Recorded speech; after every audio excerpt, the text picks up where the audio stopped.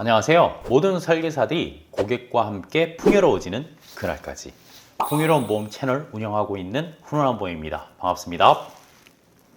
이 채널은 아시다시피 보험 설계사 분들을 위한 채널이고요. 제가 설계사 분들을 만나면서 깨달은 부분 여러분들께 전달해 드릴 수 있도록 하겠습니다. 최근에 경력직 보험 설계사 한 분을 제가 상담을 했었어요. 10년 이상의 경력을 가지고 계셨고요. 여태까지 한 회사를 한 3번 정도 옮기셨더라고요. 그래서 한번 질문을 드려봤습니다. 설계사님, 혹시 3번 정도 회사를 옮기신 이유가 어떤 이유 때문이실까요? 그 설계사분께서 저한테 얘기를 하셨어요. DB 때문이다. 핵심은 DB란 여러분들 아시죠?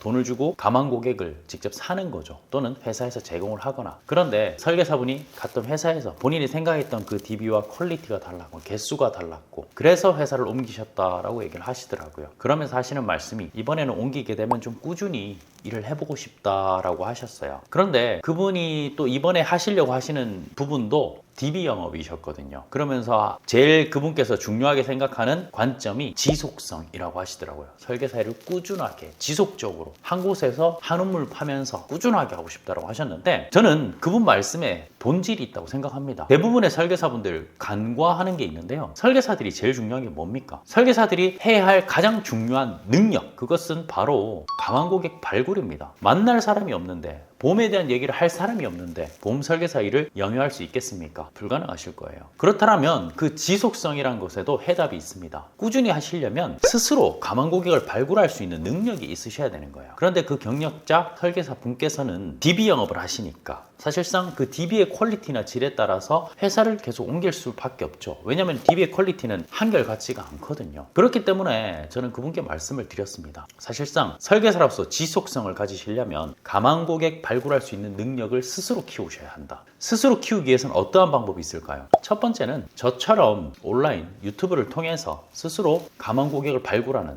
연락이 직접 와서 그에 대한 상담을 해줄 수 있는 이 방법, 저는 현재 그 방법으로 가망 고객 발굴을 하고 있거든요. 그럼 그 다음은요, 블로그가 될 수도 있고요, 또는 지인 소개를 통해서 또 그 다음 소개를 또 받을 수 있는 소개 영업을 하실 수 있는 거죠. 그것 또한 저는 엄청난 능력이라고 생각을 합니다. 그래서 설계사분들은 가망 고객 발굴할 수 있는 능력을 키우셔야 돼요. 상담할 수 있는 능력도 중요한데 그 상담할 수 있는 그 대상을 발굴하는 게 더 중요하지 않겠습니까? 계속 DB를 따라다닌다면은 휘둘릴 수밖에 없어요. 그 DB의 퀄리티나 질에 따라서. 그러면 회사를 계속 옮기게 되면은 옮길 때마다 자녀 수수료 못 받잖아요. 설계사들의 손해라는 겁니다. 한 곳에서 꾸준하게 하시려면 내 스스로의 가망 고객을 발굴할 수 있는 능력 플러스 보험을 해석하고 간단하게 전달할 수 있는 능력, 이 두 가지가 합쳐져야 된다는 거죠. 그런데 지금은 어떻게 보면 설계사분들이 좀 쉽게 영업을 하기 위해서 DB를 사신단 말이죠. 절대 DB 영업하시는 분들 중에서도 날고기는 고수들 너무 많으세요. 그만큼을 DB를 주고 사셔서 또 계속적으로 테스트를 해보시면서 상담 스킬이 어마어마하시고 그에 대한 역량도 엄청나게 발현하시는 분들 많으십니다. 절대 그분들을 폄하하시는 게 아니라, 저는 설계사분들 스스로가 DB를 발굴할 수 있는 능력이 있다면 그 DB에 흔들리지 않고 회사의 사정이 흔들리지 않는다라는 거죠. 회사가 어떻든 DB 사정이 어떻든 내가 스스로 만들어내는 DB가 있다면 중심을 잡을 수 있지 않겠습니까? 꾸준히 일을 할 수가 있는 거잖아요. 처음 시작하는 신입 설계사 분들이라면 꼭 스스로 가망 고객을 발굴할 수 있는 방법을 터득하시길 바라요. 그거를 알려줄 수 있는 원수사든 GA가 됐든 그걸 알려줄 수 있는 곳으로 가셨으면 합니다. 저는 원수사에서 최초의 가망 고객을 발굴하는 방법을 소개 영업으로 받았어요. 지인 영업을 하고 지인에게 소개를 받는 방법으로 뻗어나갔어요. 그래서 3W, 한 주에 3건 이상의 계약을 저는 75주 동안 계속 체결을 했었거든요. 그런 것처럼 그때 제 역량이 좀 많이 기하급수적으로 성장을 했던 것 같고요. 그 이후에는 그 가진 경험치의 상담 능력을 가지고 유튜브를 촬영을 해서 훈훈한 보험 지금 촬영하고 있거든요. 훈훈한 보험을 통해서 또 문의가 들어오는 걸 또 상담을 해서 또 추가적인 계약을 이끌어내고 있습니다.